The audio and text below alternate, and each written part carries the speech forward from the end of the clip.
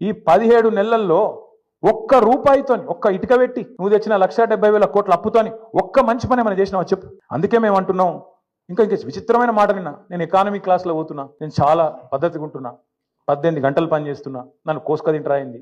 కోసుక తింటందుకు ఏమైనా కోతాబరి మామిడికాయ అవేది నాకు అర్థం కాదు. నన్ను కోసుక తింటారా అర్థం కాని విషయం. విచిత్రం ఏంటంటే 43 సార్లు వేయిండు. ఒక ముఖ్యమంత్రి అంటే తుతానే పోతాడా? గడపారేలేక పోడు కదా. ఆయన ఎంబడ 100 మాగదులు, సిబ్బంది, మన్ను మశానం, ఆయన బ్రోకర్లు, వాళ్ళు మస్తు మంది పోతారు. 17 నెలల్లో 43 సార్లు నువ్వు ఢిల్లీకి ఎక్కే విమానం దిగే విమానం తెచ్చిందైతే ఏం లేదు.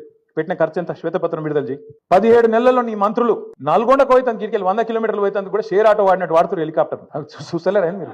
కొట్టుకుంటారు. ఇంకా భువనగిరి పోతాను, ఎమ్మెల్యేల బర్త్డేలకు హెలికాప్టర్లో పోతాను. వీళ్ళట చాలా పద్ధతిగా నడుపుతున్నారు. షేర్ ఆటో కంటే అధ్వానంగా వాడుతారు. వాస్తవంగా అయితే హెలికాప్టర్ ఉంటే తప్ప హైదరాబాద్ దాటిపోమంటుండే ఒక్కొక్క మంత్రి. ఈ ఎకానమీ క్లాస్ అంటాడు ముఖ్యమంత్రి. నువ్వు ఎక్కే విమానం దిగే విమానం మేము చూస్తలేమా? అరే ప్రైవేట్ ఫ్లైట్లు, జల్సాలు, 7 విదేశీ యాత్రలు, మీ మంత్రుల హెలికాప్టర్ ట్రిప్పులు విడుదల చేయి, శ్వేతపత్రం విడుదల చేయి.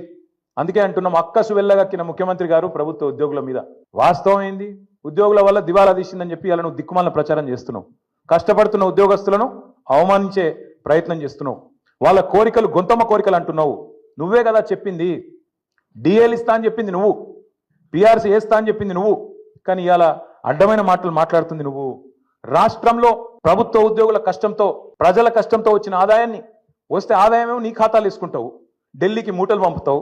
కానీ ఉద్యోగులను మాత్రం ప్రజల దృష్టిలో చులకన చేసే ప్రయత్నం ఏదైతే చేస్తున్నావో చాలా చాలా దారుణం. ఇది ఉద్యోగ సంఘాలు కూడా ఈ దుర్మార్గపు ముఖ్యమంత్రి యొక్క ఆలోచన విధానాన్ని అర్థం చేసుకోవాలని చెప్పి కూడా నేను కోరుతా ఉన్నాను.